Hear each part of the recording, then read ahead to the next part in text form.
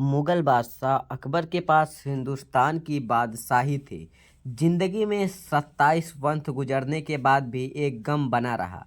उनका अकबर के औलाद नहीं हो रहे थे। दो दो बेटा पैदा भी हुए थे, हसन और हुसैन, लेकिन वह सिर्फ एक महीने में ही जिंदगी से बसर हो गए। अकबर ने अब्दुल्ला फजल लिखते हुए, राजस्थान के प्रवास के दौरान अकबर को पता चला कि अजमेर में ख्वाजा मैनुद्दीन चिश्ती की दरगाह है, जहां पर हर मन्नत पूरी हो जाती है।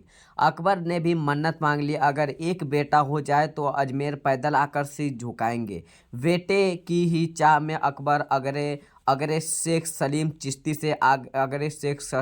चिश्ती से मिले। सूफियों की चिश्ती परंपरा ताल्लुक़ रखने वाले अकबर उनके एक बार मिले और फिर उनके पास जाने लगे। एक दिन अकबर ने सलीम चिश्ती से पूछा कि मेरे कितने बेटे होंगे। सलीम चिश्ती ने जवाब दिया, 3 आपके 3 बेटे होंगे। ऐसे ही हुआ। कुछ साल बाद अकबर को एक बेटा पैदा हुआ। सलीम चिश्ती ने क्रीप मानकर अकबर के अपने बेटे का नाम रखा सलीम। यही सलीम आगे चलकर जहांगीर के नाम से जाना जाएगा। जहांगीर के बारे में सलीम चिश्ती एक और भविष्यवाणी की थी। किस्सा यूं ही, एक बार अकबर ने सलीम चिश्ती से पूछा कि हुजूर, आप इस दुनिया के कब तक रहेंगे। इस पर सलीम चिश्ती ने जवाब दिया, जिस रोज़ शहाजत सलीम अपना पहला शकद याद लोग के हुबूम में दोहरा देगा, उसी दिन दुनिया से चला जाऊंगा। इसमेंट में प्रोपास्ट ऑफ ग्रेट गूगल जहांगीर ने प्रयावित शर्मा लिखते हुए शामिल। चिश्ती ने एक बार सुनने के बाद अकबर ने शहजादे का पढ़ना लिखना बंद करवा दिया। लेकिन फिर ऐसा हुआ, एक रोज़ सलीम ने कुछ सुना और उससे वैसा वैसा दोहरा दिया। अगले ही रोज़ शेख सलीम चिश्ती की तबीयत खराब होने लगी और कुछ दिन बाद वह दुनिया से कुछ करके सलीम चिश्ती मौत के बाद भी अकबर ने अजमेर शरीफ जाना जारी रखा और ज़िंदगी भर दरगाह को खूब सारा दान भी दिया। अकबर ने सलीम के पैदा होने के बाद अजमेर शरीफ में कढ़ाई चढ़ाई और मैं दी, जिसका इस्तेमाल आज तक होता है। नमस्ते, मैं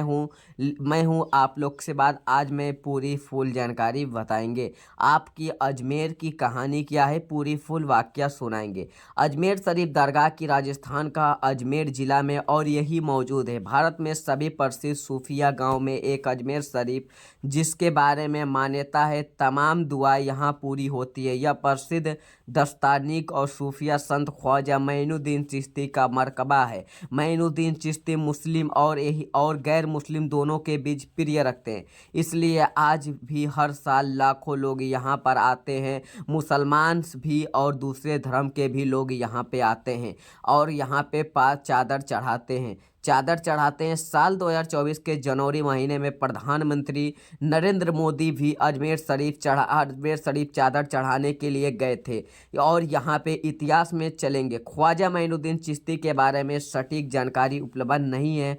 मान्यताओं के अनुसार उनका पैदाइश इसार में शहर सिस्ता में हुआ था। लगभग 1141 ईस्वी में आसपास के बहुत कम उम्र में माता पिता की मौत के बारे में अध्ययन कर मुड़े सिस्तान के वह बुखार गए और समय के एक बड़ा टेंट शहर हुआ करता था। बुखार आज भी उपजावित में पड़ता है। उपजावित किस्तान में उनकी मुलाकात चिश्ती आर्डर शांत उस्मी हारून से हुई और मोइनुद्दीन चिश्ती शिष्य बने। मिलकर मक्का और मदीना की यात्रा की कहानी कहती थी। यात्रा के दौरान एक बार मोइनुद्दीन चिश्ती सपना आया। अपने सपने में दिखाई दिया कि मोहम्मद उन्हें दिल्ली जाने के लिए कहते हैं। मोइनुद्दीन चिश्ती की हिंदुस्तान तक यात्रा शुरू होती है।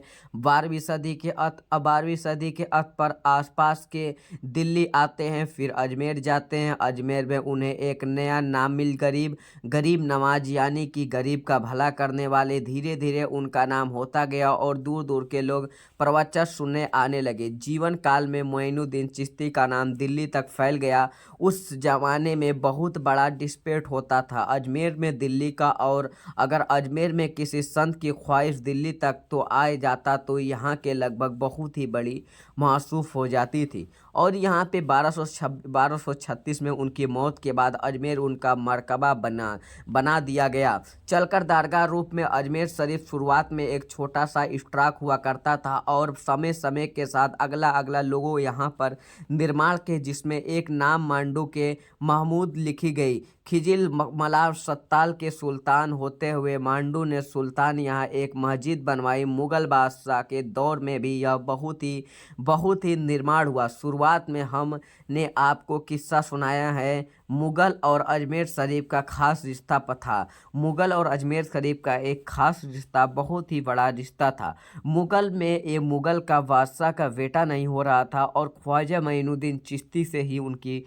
यहाँ पे बेटा होगी। और ख्वाजा मोइनुद्दीन चिश्ती के जो यहाँ पे ख्वाजा मोइनुद्दीन चिश्ती, मैं एक इनका वाक्य एक कहानी सुनाता हूँ ख्वाजा मोइनुद्दीन चिश्ती का।